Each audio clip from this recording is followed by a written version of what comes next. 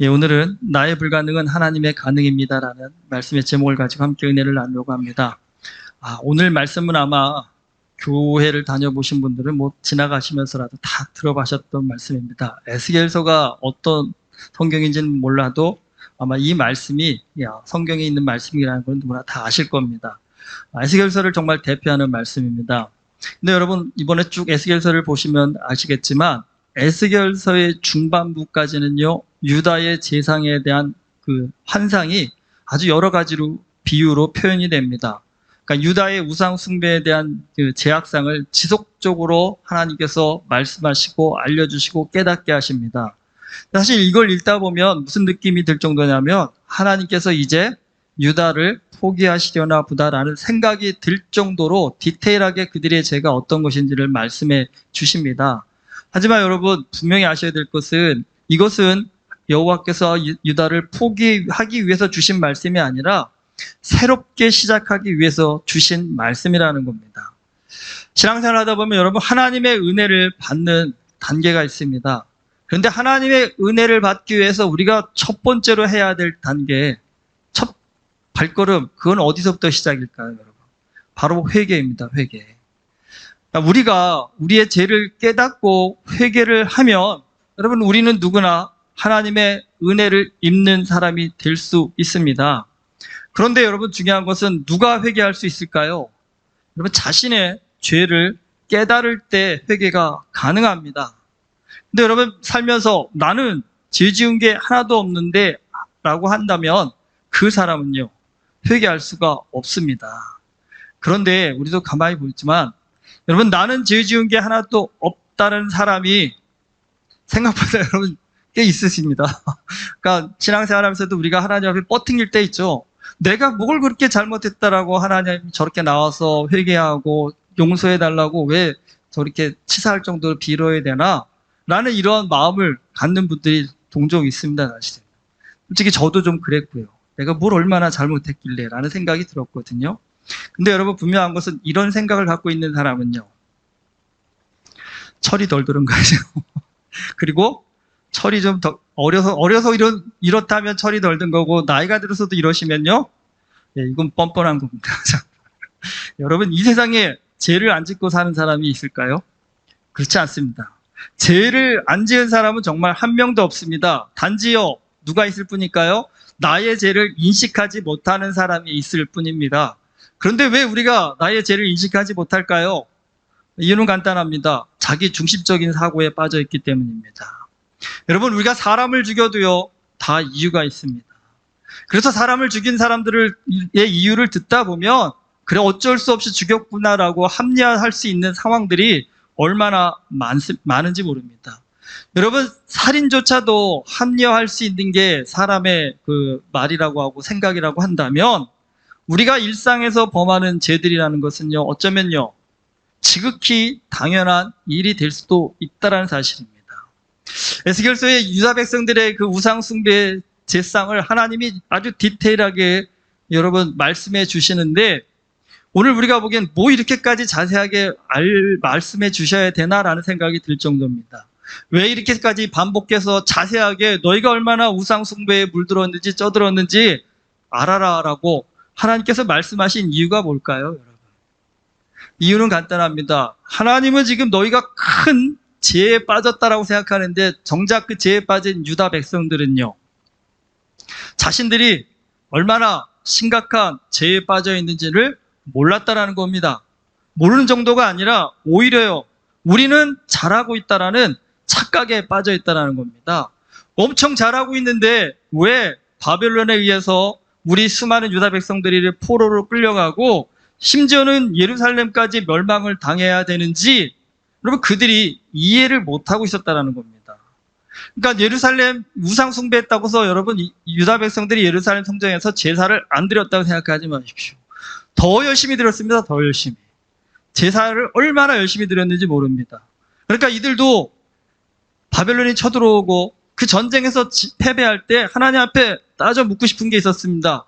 예루살렘 성전에서 우리가 그동안 여호와께 얼마나 열심히 제사 드렸습니까? 돈 드리고 시간 드리고 헌신해가지고 제사를 드렸는데 하나님 지금 하나님을 믿는 백성들이 저 이방 민족에게 이 당하는 꼴, 이거 지금 도대체 어떻게 되는 상황입니까? 라고 하나님께 좀 따져 묻고 싶은 그런 상황이었다라는 겁니다. 그러니까 여러분 지금 이 상황을 보면요. 이스라엘 백성들이 포로로 끌려가고 나라가 망하는데도 그들은 자신들이 왜 포로로 끌려가는지, 나라가 왜 망했는지 그 이유와 원인을 몰랐다라는 겁니다. 그러니까 오늘 우리가 보기에는 황당하실 수도 있습니다. 아니 그동안 이사야를 비롯한 예레미야 선지자, 수많은 선지자들이 와가지고 너희 이렇게 우상 숭배에 쩌들어 살면 망할 거라고 여러분 수백 년 전부터 그렇게 경고를 하고 메시지를 주었음에도 불구하고 왜 유다 백성들은 그 참혹한 현장 속에서도 자신들이 왜 망하는지조차 이해를 못하고 있었을까? 여러분, 말한다고 듣는 건 아닙니다. 그렇죠? 우리가 들었다고 이해하는 건 아닙니다. 그러니까 무수한 선지자들이 너희의 죄로 지금 이런 일이 벌어진 거라고 수없이 얘기했지만 유다 백성들은 이 자기 중심적 세계에 빠져 있다 보니까 여러분 그동안 그 말이 어때요? 이렇게 한 귀로 들어와가지고요. 한 귀로 그냥 흘러나갔다는 겁니다. 그러니까 여러분 깨닫지를 못하게 됐다는 겁니다. 하나님 보시기에도 이 모습이요. 너무나 답답하셨습니다. 그래서 에스겔서에 유다의 죄가 무엇인지를 아주 자세하게 설명하고 계십니다. 여러분 똑같은 상황을 놓고 봐도 사람마다 생각하고 해석하는 게 정말 다릅니다. 요즘 영국 스코틀랜드에서 그 기후변화 협약 국제회의가 열려지고 있다지 않습니까? 근데 그 똑같은 지금 기후변화가 너무 심각해서 이거 어떻게든지 빨리 대처해야 된다라고 대다수의 나라들이 동의를 하고 동참을 하고 있지만 정작 탄소 배출국 2, 3, 4위는 안 왔답니다. 어딘지 아세요? 2등이 중국이고 3위가 인도고 4위가 브라질이랍니다. 근데 이 세 나라들은 그거 할 마음이 없답니다. 왜냐하면 그거 당장 하게 되면 자신들의 경제에 미치는 영향이 너무나 크기 때문에 거기에 동참할 수 없다는 겁니다. 그러니까 지금 거기에 참여한 150개국이 참여했다고 그랬는데 그 모든 나라들이 동의를 해도 결국은요. 2, 3, 4위가 동참하지 않으면 아무 의미도 없고 소용도 없는 그런 상황이라는 겁니다. 근데 여러분은 어떻게 생각되십니까? 기후변화 심각하다고 생각되시나요? 그러니까 똑같은 상황인데도 누구는 심각하다, 지금 하루가 급하다, 1분 1초가 아깝다라고 얼마 남아있지 않다고 하는데 누구는요?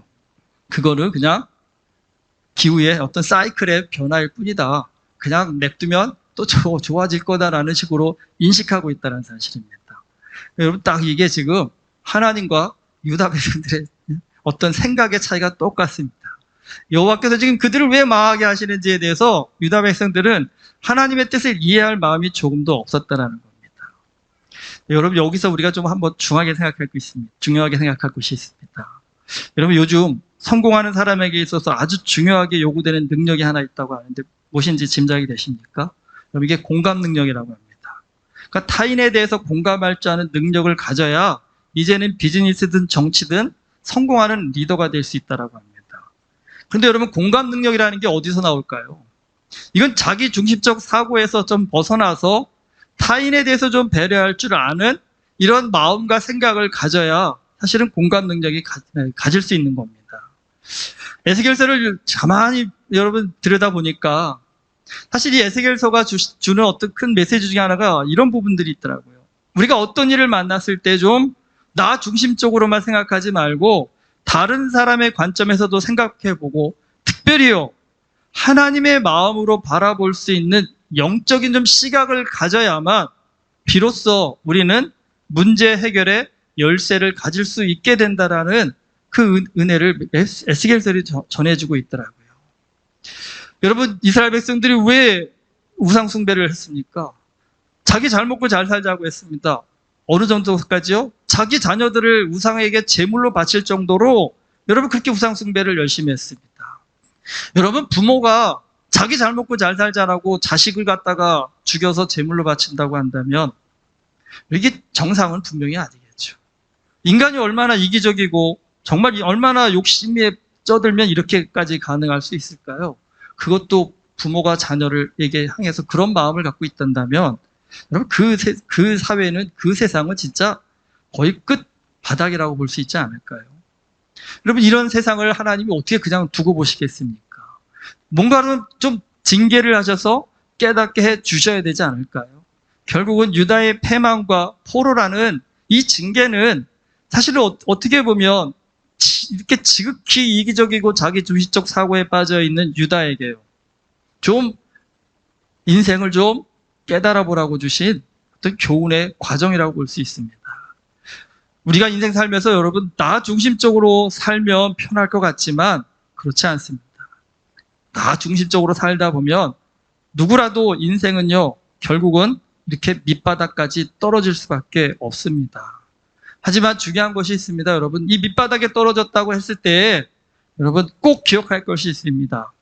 이런 상황에서도요, 아직 기회는 있다라는 겁니다.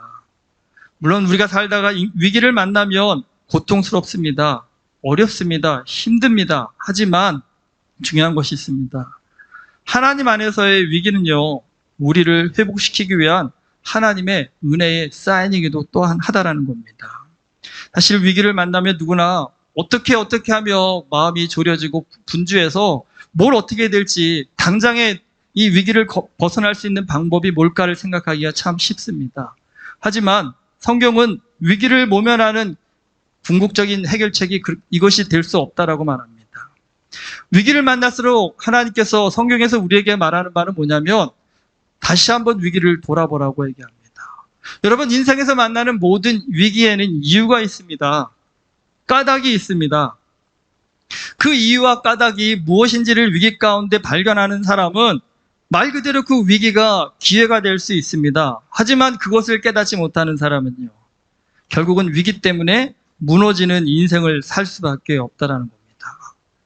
살다 보면 돈 때문에 위기가 반복되는 분들이 있습니다. 열심히 사는데도 날마다 돈에 쪼들립니다. 여러분, 이유가 뭘까요? 그건 돈에 대한 나의 가치와 생각에 뭔가 문제가 있다는 사실 아닐까요? 많이 벌어야 해결될 거라 생각하지 마시고, 그럴 때에는 내가 돈을 제대로 관리하고 있는가? 돈에 대한 어떤 목적과 이유를 잘 알고 있는가? 활용하고 있는가라는 나의 좀 중심을 한번 되짚어 보아야 합니다. 또 살다 보면 인간관계의 위기가 계속적으로 반복되어가지고 사람이 징글징글하다고 싫다고, 이제 누구하고도 얽히는 거 하기 싫다라고 하면서 산속에 들어가고 싶다고 하는 분들 종종 있습니다. 여러분, 그거 왜 그럴까요? 그런 분들 만나보면 어떻게 인생에서도 그렇게 나쁜 사람들만 만나시는지 모르겠습니다. 한 명도 좋은 사람이 없다고, 왜 내 인생에는 이렇게 좋은 사람이 한 명도 없냐라고 얘기하는데, 정말 목사로서 솔직하게 얘기해드리고 싶은데 그러면 삐지실까봐 말을 못하겠습니다. 여러분, 정말 못된 사람만 만나서 내 인생의 관계가 힘든 걸까요? 물론 못된 사람 분명히 있습니다. 근데 여러분, 인간관계에서 내가 자꾸 어려움이 닥친다 한다면 그것은요, 나의 가치와 중심의 문제입니다. 나의 어떤 마음의 크기의 문제고 능력의 문제라는 겁니다. 인생에서 어떻게 좋은 사람만 만나서 살 수 있겠습니까?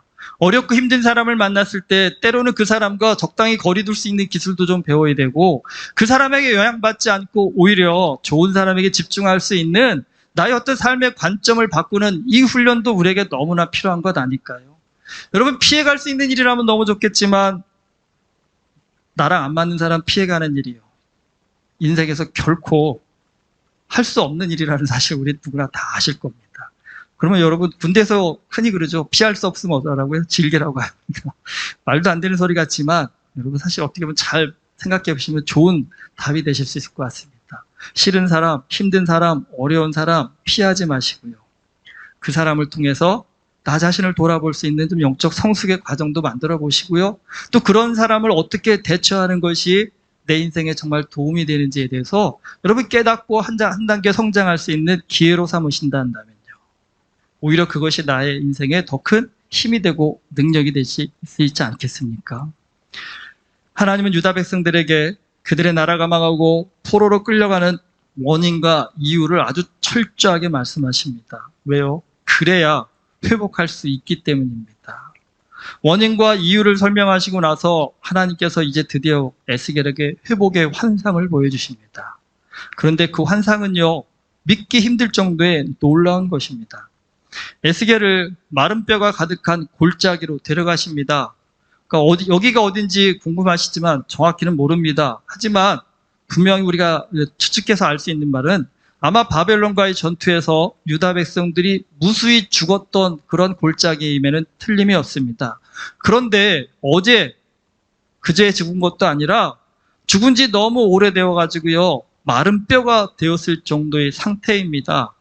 여러분 살면서 마른 뼈 보신 적 있으십니까? 개뼈 말고 사람 뼈요. 여러분 마른 뼈, 이 어감 자체가 여기에는 어떤 생명도 소망도 기대할 수 없는 아주 최악의 절망적인 상태입니다.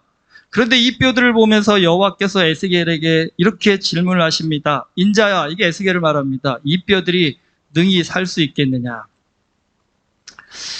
그 생각을 해봤습니다. 내가 에스겔이었다면 이 질문을 받고 하나님 앞에 뭐라고 대답했을까?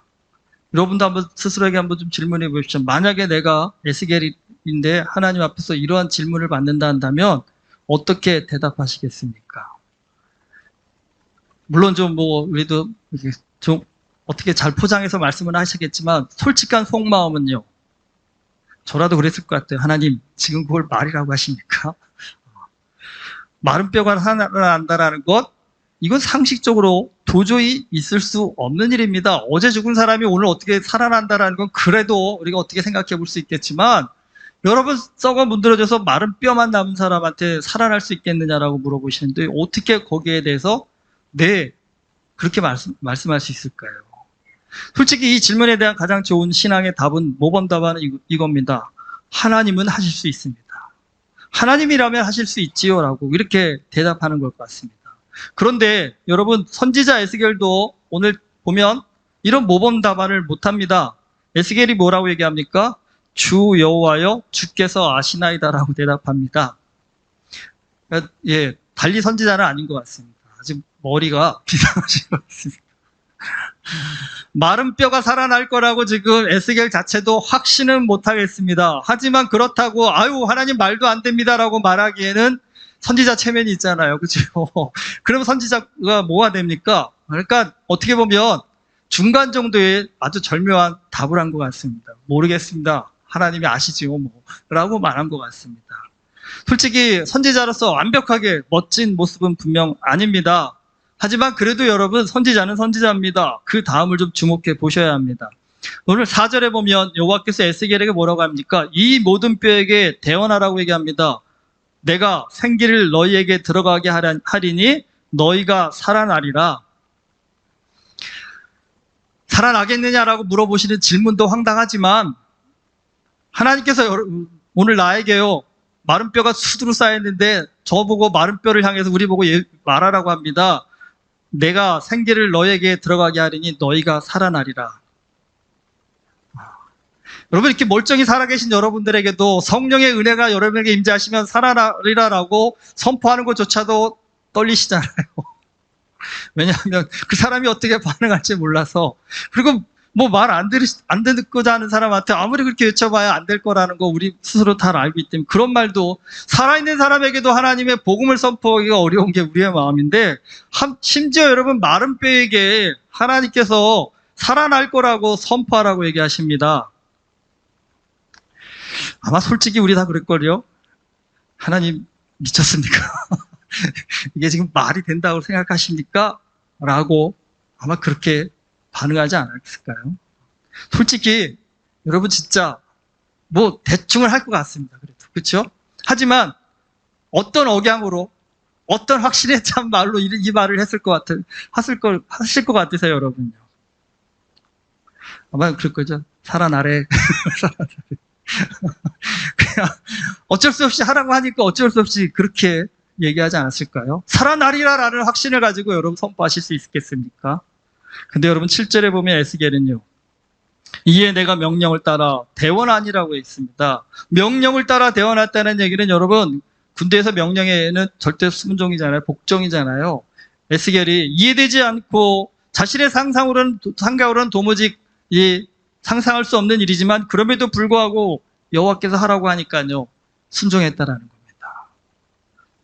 여호와의 말씀에 순종했다라는 겁니다. 어찌 보면 불가능에 도전하라는 여호와의 말씀에 여러분 억지로라도 순종했다라는 겁니다. 믿음이 뭘까요, 여러분? 믿음은요, 하나님의 마음을 이해가는 겁니다. 그리고 그 마음을 닮아가는 과정이 믿음입니다. 그렇기 때문에 여러분, 우리가 하나님의 마음을 이해하고 그 마음을 닮아가면 여러분, 그 믿는 사람의 마음은 어떻게 될까요? 커지겠죠? 넓어지겠죠? 깊어지겠죠? 여러분, 마음이 커지고 넓어지고 깊어진다라는 것, 이게 믿음 안에서의 어떤 의미를 말할까요? 여러분, 그런 사람은요, 나로서는 못하지만 하나님이 기뻐하신다면 도전하겠습니다라고 순종할 수 있는 사람이 된다는 겁니다. 여러분, 이게 인생에 있어서 왜 중요할까요? 우리 인생 한번 돌아보십시오. 내가 살아오는 동안 내가 할 수 있는 일만 하면서 살아왔다고 한다면 오늘 나의 인생이 여러분 어떻게 되셨을 것 같습니까? 특별히 어린 자녀를 키울 때 부모가 그 아이가 난 할 수 있는 일만 할 거야 라고 얘기한다면 여러분 부모가 걱정이 얼마나 클까요? 우리 노을이가 이제 기어다니다가 드디어 걸어다닙니다. 아직도 안정적으로 걷진 않지만 그래서 생각해 보세요, 여러분. 저 아이가 저 걷기까지 얼마나 많은 도전과 노력이 필요했는지 우리는 너무 오래돼서 잊어버리신 분들도 많겠지만 여러분, 우리 요즘 아기들이 너무 많다 보니까 기다가 걷는 아이들을 너무 많이 봅니다. 그 과정들을 보면요, 나름 애들 애쓰고 힘씁니다. 고생합니다. 근데 여러분, 그 아이가 일어서려고 할 때 넘어졌어요. 아, 나는 도저히 더 이상 못해. 이게 내 한계야 라면서 다시 안 하려고 한다면 여러분, 그 옆에서 부모가 그걸 볼 때 어떻게 될까요? 복장이 터지지 않을까요? 근데 여러분, 이게 똑같습니다. 신앙 안에서. 살다 보면 우리도 하나님 도저히 더 이상 나 믿음 생활 못하겠습니다. 더 이상 안 됩니다. 여기가 끝입니다라고 할 때가 분명히 누구나 있으시겠죠. 그런데 여러분, 내가 보기엔 끝이지만 하나님이 보시기에는요. 돌도 안 된 그 아이가 일어서기 위해서 한 번쯤 넘어진 건데 여호와 보시기엔 그렇겠죠. 하나님 보시기엔요. 그런데 거기에 주저앉아가지고 다시는 못 걷겠다고 못 일어나겠다라고 투정거리고 여러분 거기에 앉아가지고 끙끙거린다 한다면 여러분 그 모습을 보시는 하나님의 마음이 어떠실까요? 여러분 왜 그런 마음을 가질까요? 믿음이 없어서 그렇습니다. 나만을 의지하고 내 능력만을 바라보고 내 형편만을 바라볼 때 여러분 위기 앞에서 우리는 두려워질 수밖에 없고 주저할 수밖에 없고 후퇴할 수밖에 없는 게 그게 우리의 인생입니다. 하지만 여러분 내가 아닌 하나님의 능력을 믿고 사는 믿음을 가진 자라고 한다면 위기 앞에 설수록 누구를 바라볼까요? 하나님을 바라보시죠. 하나님을 바라보면 믿음이 우리에게 주는 메시지는 단순합니다. 나는 안 되는 겁니다. 나는 불가능한 겁니다. 하지만 누구는요? 하나님은 하실 수 있는 것입니다. 라고요. 그렇다 한다면 믿는 자는 나보다는 누구에게요? 하나님께 초점을 맞추겠지요. 그러니까 당연히요. 다시 한번 도전할 수 있는, 일어설 수 있는 힘이 생길 수 있겠지요. 여러분 지금 마른 뼈의 환상을 놓고 볼 때 멋지다, 대단하다 보실 수 있겠지만 사실 에스겔이 지금 이 환상을 볼 당시에는요. 예루살렘이 멸망을 당할 때였습니다. 그리고 이 예루살렘을 멸망시킨 바벨론이라는 나라가요. 지금 전쟁에 나가기만 하면 진 적이 없는 최고의 전성기를 누리면서 아주 엄청난 힘을 자랑하던 때라는 겁니다. 그 바벨론이 예루살렘 성전을 파괴하고 유다의 모든 지도자들을 포로로 끌고 간 상황이라는 겁니다. 정말 이 상황은 마른 뼈와 같은 그런 상황이라는 겁니다. 그런데 여러분 이러한 정말 엄청난 바벨론 앞에서 정말 생쥐 같은 모습의 유다를 향해서 지금 회복의 메시지를 선포하라는 겁니다. 에스겔이 만약에 여러분 이 상황을 유다 백성들한테 가서 얘기했을 때 유다 백성들 중에 이 말씀을 듣고 아멘하며 반응할 수 있는 사람이 얼마나 될까요? 아마 대부분 이렇게 반응하지 않을까요? 당신 지금 이 상황이 눈에 안 보이냐고. 저 강성한 바벨론, 세상에 그 어떤 나라도 싸워서 이기지 못한 저 바벨론 우리가 어떻게 이길 수 있겠냐고. 유다가 다시 회복될 거라고 어떻게 라는 항의가 빗발치지 않을까요? 근데 여러분 오늘이라는 시간만 놓고 본다면 이 항의는 맞습니다. 하지만 역사라는 거대한 흐름을 놓고 본다면 이 항의는 틀렸습니다. 여러분 역사에서 영원한 제국이 있습니까? 없습니다. 그 어떠한 강대한 제국이라고 해도 결국에는요 시간이 지나면 몰락한다라는 겁니다. 그러면 무슨 차이일까요? 오늘만 바라보고 사는 어리석은 사람은 안 돼, 끝났다라고 항의하겠지만, 여러분, 내일을 준비할 수 있는 지혜로운 사람이라고 한다면요, 그래, 오늘은 망했지만 내일은 다시 한번 기회가 올 거라고 그렇게 말할 수 있지 않을까요? 여러분, 오늘만 바라보고 사는 어리석은 사람이 할 수 있는 일은요, 할 수 있는 일만 하겠다라고 고집하는 겁니다. 그런데 그렇게 할 수 있는 일만 하겠다고 고집하다 보면 받을 복도 놓쳐버린다라는 겁니다. 하지만 내일을 바라보는 지혜로운 사람은 할 수 없는 일에도 도전합니다. 근데 그 도전이 우리에게 더 큰 복을 허락해 주신다라는 겁니다. 인생 할 수 있는 일만 하시면 여러분, 그 사람 인생 쪼그라듭니다. 할 수 없는 일을 해낼 수 있어야 인생은 빛을 발할 수 있습니다. 그런데 누가 할 수 없는 일에 도전할 수 있을까요? 여러분, 이건 믿음의 사람만이 할 수 있습니다. 믿는 자만이, 하나님의 능력을 힘입고자 하는 자만이 할 수 있는 일입니다. 신앙생활하면서 여러분, 할 수 없는 일이 어떤 것들일까요? 감이 안 오실 것 같아서 제가 하나씩 좀 예를 몇 가지 들어봤습니다. 사랑할 수 없는 사람 사랑하는 것, 할 수 없는 일이죠. 근데 여러분, 나로서는 안 되지만 누구로서는요, 하나님께서 내게 은혜 주시면 할 수 있는 것이죠. 신앙생활에서도 유독 돈 욕심이 포기 안 되는 분들이 있잖아요. 이걸 어떻게 하시는 분들이 있는데요. 여러분, 그것도요, 나는 안 되지만 하나님을 위해 내놓을 수 있는 마음을 갖는 것. 여러분, 그게 신앙 은혜 아닐까요? 또 꼭 인간관계도 그렇죠. 내가 하나 주면 꼭 하나 돌려받아야만 인간관계 유지하겠다는 사람들이 있잖아요. 그게 좋은 것 같지만 사실 이기적인 거죠. 여러분, 그 이기적인 마음을 넘어서 내가 먼저 나누고 섬길 수 있는 것, 그런 것, 그거 어떻게 할 수 있을까요? 여러분, 하나님을 향한 믿음이 있을 때만 가능한 일입니다. 인생은 정말 손해보면 못 삽니다. 우리는 모두요. 우리가 정말 믿음으로 손해보고 사는 이유도 여러분, 그 손해가 결국은 왜요? 하나님 안에서 나에게 복으로 돌아올 거라는 확신이 있기 때문에 우리가 이 손해도 감당할 수 있는 것이지, 그게 영원한 손해라고 한다면 우리 못합니다, 여러분. 그런데 중요한 건 하나님은 세상에서의 그 작은 손해를 통해서 하나님 나라의 큰 축복을 받는 그 은혜의 삶을 한 번쯤은 좀 경험하라고 얘기하십니다. 그러면서 뭐예요? 인생 너 능력만으로, 너의 힘만으로, 너의 능력만으로 사는 것이 아니라 하나님이 부어주시는 은혜가 있다, 하나님이 부어주시는 축복이 있다는 것을 알게 하시고 깨닫게 하시기 위함이라는 겁니다. 이거를 알아야 여러분, 이 땅에서도 정말 하나님의 자녀로서 천국 백성으로서의 삶을 살아갈 수 있지 않을까요? 에스겔을 통해서 하나님은 마른 뼈가 살아나는, 신기하지, 대단하지, 놀랍지, 이 기적을 지금 보여주시려고 하시는 것이 아닙니다. 그들의 생각을 바꾸시기 위함입니다. 그들의 마인드를 바꾸고 그들의 신앙의 태도를 바꿔서요, 인생을 살아가는 참된 신앙의 길이 어떤 것인지, 능력의 길이 어떤 것인지, 축복의 길이 어떤 것인지를 보여주시기 위함이라는 사실입니다. 여러분, 세상에서도 안 되고 못할 일 너무 많겠지만 신앙 안에서 사실 한번 우리 안에서 선을 긋고 있는 부분들을 한번 생각해 보십시오. 나는 저 사람하고는 다시는 상관할 수 없어. 이거는 내가 손해볼 수 없어. 이건 내가 포기할 수 없어 하는 것들 한 번쯤 점검해 보십시오. 여러분, 그것들 앞에 안 된다, 못한다 하지 마시고 질문을 좀 바꿔보십시오. 안 되는 일이야, 못하는 일이 아니라 하나님이 원하시는 일일까? 하나님이 기뻐하시는 일일까? 여러분, 질문을 한번 그렇게 바꿔보십시오. 그리고 나서 결론을 어떻게 맺으셔야 됩니까? 하나님, 나로서는 안 됩니다. 못합니다. 하지만 하나님이라면 하실 수 있습니다라는 여러분, 그 믿음의 결론을 한번 내보십시오.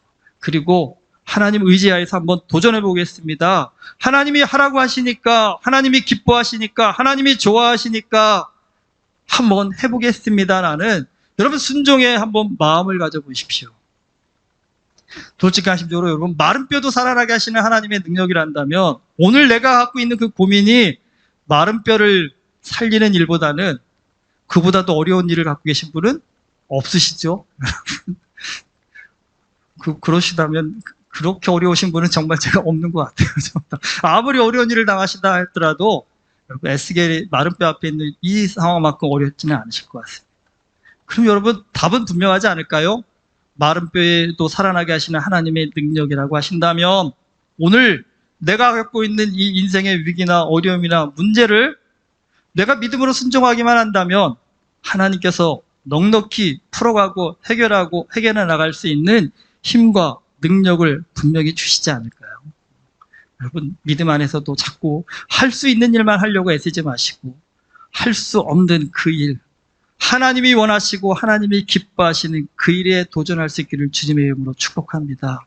여러분, 그 도전이 우리를 절망으로부터 소망으로 변화시키는 놀라운 역사를 일으키게 될 줄 믿습니다. 이 역사의 주인공 되실 수 있기를 주님의 이름으로 축원합니다. 기도하시겠습니다. 하나님은 크십니다. 하나님은 놀라우십니다. 하나님에게는 불가능이 없습니다. 그 하나님을 아버지로 믿고 사는 우리들입니다. 믿음만 있다 한다면, 믿음의 순종함만 있다 한다면 우리가 어떤 인생의 위기 가운데 있다 할지라도, 어떤 문제를 만난다 할지라도 우리는 이길 수 있습니다. 순종할 수 있습니다. 삶을 변화시킬 수 있습니다. 주님, 믿음의 능력을 다시 한번 되새기게 하여 주시옵시고 하나님 앞에서 믿음을 가지고 하나님이 원하시고 기뻐하시는 일에 도전할 수 있는 그런 능력 있는 그리스도인 될 수 있도록 은혜를 허락하여 주시옵소서. 예수 그리스도 이름으로 기도드립니다. 아멘.